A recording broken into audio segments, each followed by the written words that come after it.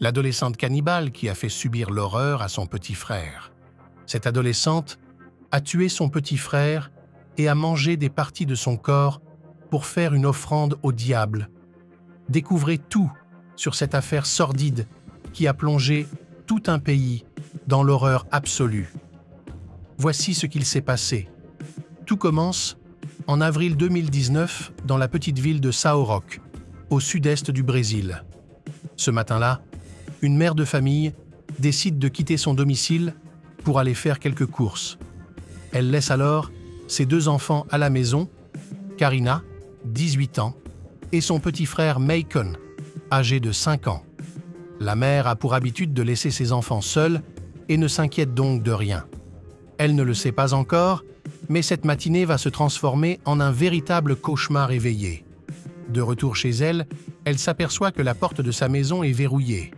Elle commence à hurler et demande à ses enfants de la laisser rentrer, mais sa fille lui répond qu'elle n'ouvrira pas.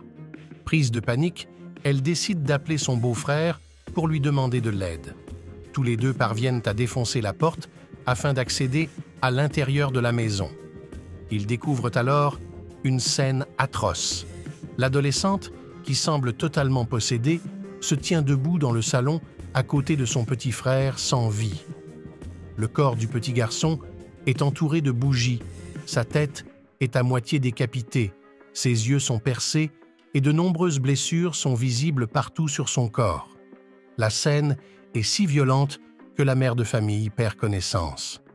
Pendant ce temps, l'adolescente tente, elle, de prendre la fuite, mais elle est rapidement rattrapée par des voisins. Elle essaye de se débattre d'une manière très violente et va même jusqu'à mordre un chien qui tente de l'arrêter. Ils parviennent malgré tout à l'immobiliser. Karina est alors interpellée et l'enquête commence. Les autorités retrouvent à l'intérieur de la maison de la drogue un couteau ainsi qu'un téléphone brûlé. Très vite, la jeune fille passe aux aveux et explique qu'après avoir joué à un jeu, elle a étouffé son frère avec un oreiller avant de mutiler son corps. Les médecins légistes affirment que certaines parties du corps du petit garçon ont été ingurgitées par Karina et les enquêteurs déduisent alors que son passage à l'acte est en lien avec un rituel satanique. L'adolescente, elle, ne dit rien à ce sujet et malgré toutes les preuves retrouvées sur place, la police ne saura jamais si elle s'est inspirée de la magie noire pour tuer son petit frère.